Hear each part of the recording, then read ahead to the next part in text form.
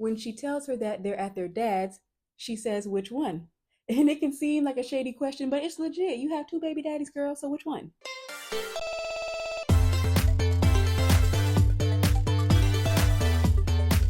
Hey, it's Wildflower, and welcome back to Wild Recaps. If you haven't seen Ginny and Georgia Season 1, check out that recap first, so you can understand everything. Now, diving right into Season 2, here we go. We start this season off with Ginny having a dream of her mother murdering her. Yes, after finding out more darkness about her mom's past, Ginny had a nightmare based off that trauma. This season, we see Ginny struggle more with PTSD, but also making an effort to fix it through therapy. Her mom invades her privacy by reading her therapy journal and ends up going to therapy with her one time. That doesn't happen until later though. Right now it's Thanksgiving and Georgia has to meet Paul's parents. So Paul grew up rich and his parents live in a rich neighborhood. Now at the dinner table, everything is going smoothly until Paul's mom asks Georgia where her kids are. When she tells her that they're at their dad's, she says, which one? And it can seem like a shady question, but it's legit. You have two baby daddies, girl, so which one? Either way, she lets her know that they're at Jenny's father's house. At the end of the dinner, Paul's parents are telling him that Georgia is not it. She overhears them. She drops a tear, but she acts like everything's all normal. She comes out, I'm so happy to be a part of you guys' family and everything like that. You two are from different backgrounds. How stable is she? She moves around a lot. There are multiple fathers. This is the kind of woman you have fun with. It's not the woman you marry. As far as the kids, they have a decent time at dinner with Zion's parents. Ginny doesn't speak much and they notice that something is wrong. This is the beginning of Zion finding out about Ginny's issues. She actually has a panic attack around him and opens up about her self-harm. And this is actually how she got into therapy. She was put there by her father after expressing this. As far as Ginny's school life, Abby is hanging out with Marcus and Ginny now. Only because Max is mad, of course. Speaking of, she's still mad at Ginny and Abby and eventually gets mad at Nora for talking to the both of them. At this point, she's gotten mad at all her friends and is wondering why they aren't talking to her. It's because you're mean as Max. You're treating them like there's no chance to reconcile, and you wonder why they're not talking to you or trying to. At the same time, Max is acting like that because she's hurt and she wants them to hurt. Just a lot of emotions going on here. Max is learning the errors of her ways through this though. She's learning how to channel all that energy she has with her friends on stage. Padma and Ginny work together now at Blue Farm. Padma is really nice and beautiful. She's still very sad though about Marcus, and she's a little inquisitive to Ginny about their relationship and everything like that. There were some moments I was like, oh, Padma girl, back up. But she wasn't doing too much, you know. Padma definitely gives mature vibes though. Now, they had an open mic at Blue Farm where she sang a song about Marcus in front of Marcus and Ginny. It was awkward, but they did get over it because she was transparent. She pretty much just said that, sorry guys, I had to get that out. Also, you'll notice very soon this season that Ginny has a new sense of style, dressing darker, blue highlights in her hair. Jenny's hair this season is a little different as well. Last season, it looked like a natural curl pattern. This season, it does look like a set of rollers or something like that, which is cool and everything, but I am noticing a difference. If you know what I'm talking about, and if you do, let me know if you notice that in the comments as well. Ellen and Georgia have made up, and thank God. Georgia needs a real friend besides Joe, and good for them because they need to have each other's back to keep watch of their sneaky teenagers. Ginny ends up throwing a party at her house for Max, and this is where we see that Hunter still misses Ginny after all that, you know what I'm saying? And we see Ginny's hideous hairdo. You guys, which year are we in? I know this season is a couple years old, but the super Snooky Puff wasn't even hot when season 2 was airing. Where are we getting this from? Why was this the look chosen? She was better off just wearing straight hair or something. I would have liked to see Ginny with some braids, you know what I'm saying? Like, that would be cool. Maybe they'll bring in some braids this season. They don't have to, but it'd be cool. In addition to a more rebellious look comes a more rebellious attitude from Ginny, okay? She is playing games with her mother and had dropped out of her AP English class. And by playing games, I mean she served Paul a smoothie that looked much like the one that Georgia made for Kenny, which is interesting because last season Ginny and Austin burned those flowers, so are they implying that Ginny grew them back, or am I mistaken? Ginny dropped out of her English class because she felt that Mr.Gitten's antics were getting a little too much. And he does a lot of seemingly undercover racism things, but of course he's a teacher, so it's not going to be outward. And I had another thought about Mr. Gitten. Go with me here. Now, hear me out because I'm really one of the first to call out racism.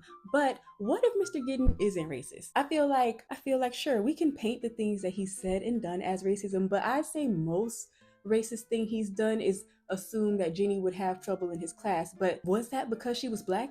Does he do that to all new students?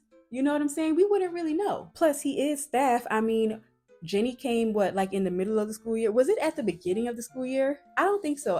It was vibes that she had come in the middle of the school year, and so that being the case, that does pose questions to like the staff. Like, you know, when school starts and ends, usually people get stuff done during the summertime to be ready for kids to start school when they start. Sometimes when there are different types of situations, people do up and come in the middle of, you know, if military kids, I remember like they would do that, but Jenny wasn't military. You know what I'm saying? So just from the staff's point of view, it's like maybe this is somebody who is going through something as to why they would even show up in the middle of the school year, and just be a little accommodating to them. You know, that could have been looked at as being accommodating. I just don't think that it's a for sure racism thing. And again, I think that that's probably like the most racist thing he's done, but I still don't really think like it's a for sure racist thing. But what else has he done that we're saying is racist? Assuming that Jenny would be the only one with a problem with the N word. I mean, no one else speaks up for the black person except the black person, so how is he wrong to assume that? Maybe other students should speak up on injustices that involve their black classmates instead of letting them take the heat alone all the time as if they don't really care. So I'd say that it was a safe assumption for Mr. Gitten, although onlookers may not like it. So why would Mr. Gitten say the things that he said at all if he's not a racist? I mean, to me, Mr. Gitten comes off like one of those white people who just didn't grow up around many black people, so his ass is a little ignorant. Some whites who are not used to being around blacks because of the town that they grew up in or the school they went to, and they don't know how to properly approach us on things because most of what they know of black people comes from the media, which may not even be the best perception of us, as you know. But when the amount of blacks in an area is very small, other races may still miss out on having experiences with them because they're just not available enough. Just because you have 15 black people in your town that you grew up in don't mean that you knew any of them. When they are, sometimes it's foreign blacks or just a group of blacks that of course still does not depict our whole race, because there is not one group that depicts the whole race. We're not a monolith. Believe it or not, some white people actually do mean well, but they just need to be educated more. And I'm not just saying that like about all white people. I'm talking about the white people who say things that are iffy and we're trying to guess like who they are. And not to even take the blame away from our white brothers and sisters, but you can absolutely make an effort to get to know different types of people, especially in the age of the damn internet. So while I can be understanding, you still don't get a complete pass for your ignorance. All in all, Mr. Gitten might not be as bad as we all think. But what do you all think? Please let me know what you think down in the comments about this one. Also, if you are enjoying this, please reward me with a like. So another change this season is that Georgia is being more transparent with her kids. Jenny knows her mom has done a lot. And when Austin's dad, Gil, shows up, Austin gets pulled into the drama and has some realizations about Georgia as well. Gil shows up at Austin's school first and then continues to pop up on Georgia randomly to take his son places as if Georgia trusts him like that. Turns out she did steal money from the company he worked for and framed him, but that was because she was trying to get away from him because he was abusive. From the first flashback scene with Gil, I knew his ass was crazy. He was nice, but also forceful at the same time. So the flashback scene, basically Gil and Georgia were due for a date that night, but she, I guess, couldn't find a sitter for Jenny, and Gil didn't know that she had a daughter at this time. But he made it over there. She tries to cancel the date, but then he hears Georgia in the background and he just comes in, y'all. Like, he just goes in the freaking apartment. He's like, oh, well, what's your name? And she's like, Jenny, all cute and everything. Mom, I'm hungry. And who's in there? What's your name? Jenny?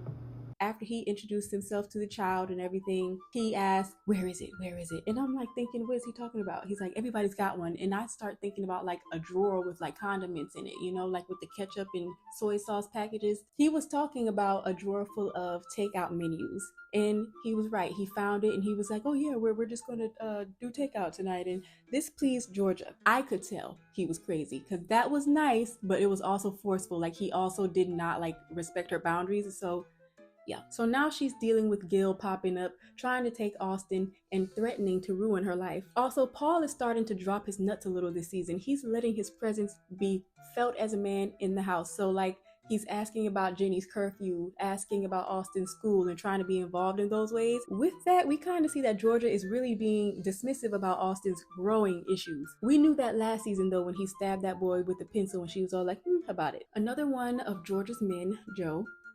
Well, let me tell you about Joe. They had a couple flashback scenes with him when he was in high school, and he was the nerdy kid in school who wasn't afraid to use his smarts to frame school bullies. So a nerd, but also a badass at the same time. I'm not surprised though. Joe came in with a black eye one episode and said it was from playing hockey. So they didn't bring that up again this season, so maybe it's true. Now, for what I really wanted to talk about. There is a godforsaken scene with Joe and Cynthia, and needless to say, it was unwanted. Yes, it was a love scene.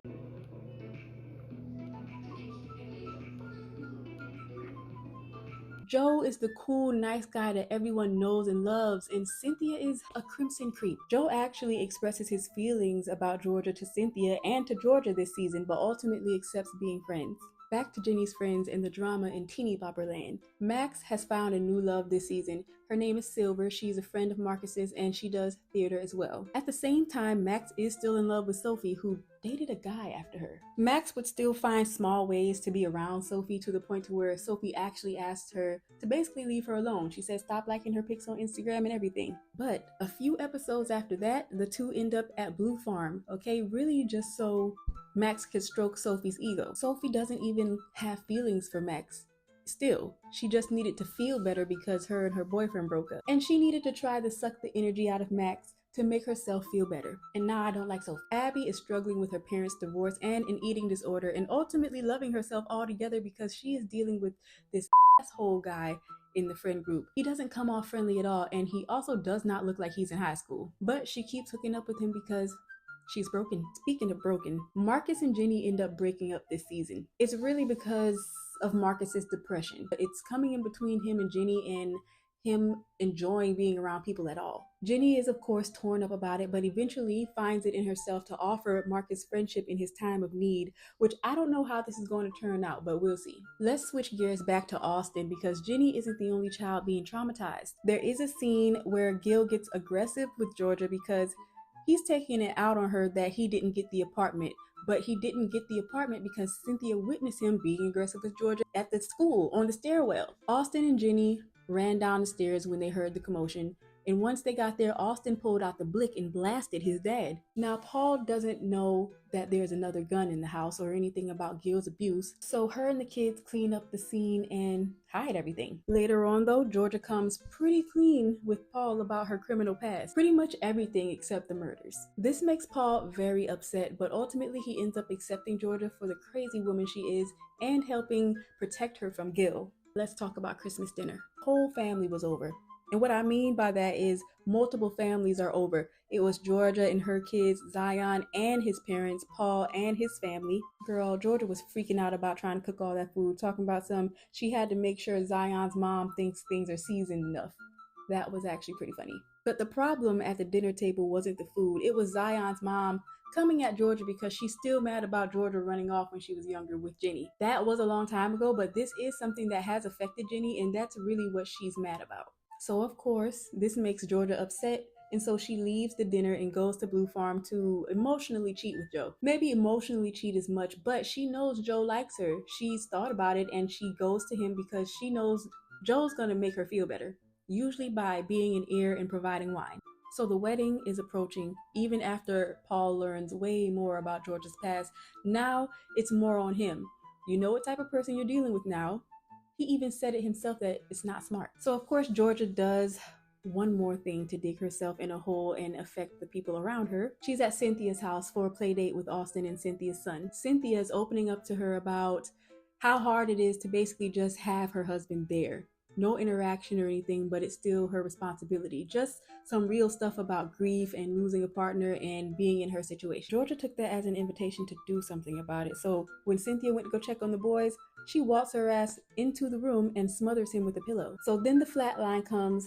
She's like, Cynthia, I think it's time. Like, girl, you so fake. The worst part, besides Cynthia's husband being gone, is that Austin was in the middle of a game of hide and seek in that same room and was able to clearly see what his mother had done. He didn't freak out about it or say anything, which is kind of shocking, but also kind of not. I'm actually worried about Austin. The pencil stabbing and then not being put in therapy after that, shooting your own dad, rightfully so, but he's 9. And then you learn that your mom is a murderer, all while not being able to talk it out with anyone at such a young age. I feel like we can see that Austin is internalizing anger a little. Also, let's not forget that Austin's father, Gil, is a crazy motherfucker. So is it possible that that could have genetically rubbed off on Austin? I hate to say it, but that kid's got it bad on both sides when you look at it. Ginny had some chance of normality with Zion's family, but Georgia did ruin that. Anyway, it's time for Georgia in the mirror to be wed. It happens, and she becomes Mrs. Randolph. When the big thing happens, she's at her reception and has been living under her new name for all of a few hours before the police arrest her in front of everyone for the murder of Cynthia's husband. Yes, in front of Paul's parents, who told him not to marry her. Now, at first, I thought that Cynthia set Georgia up, but I'm not too sure about that now that time has gone on. I definitely think that it was the private investigator who called the police and is trying to build another case on Georgia because he knows what she did and can't prove all the other things. It's crazy too because we just want Georgia to win. So when the private investigator came trying to make it seem like she just murders and people are unsafe with her, I felt like he was doing too much, but this situation might just be proving him right. It's going to be really interesting to see how he proves that though. So that's how season 2 ends. I'm looking forward to seeing many other things for season 3. Like, how is the mayor going to act after this accusation? And what are Paul's parents going to say about this? What are Zion's parents going to say about this? Is Ellen still going to be a friend to Georgia?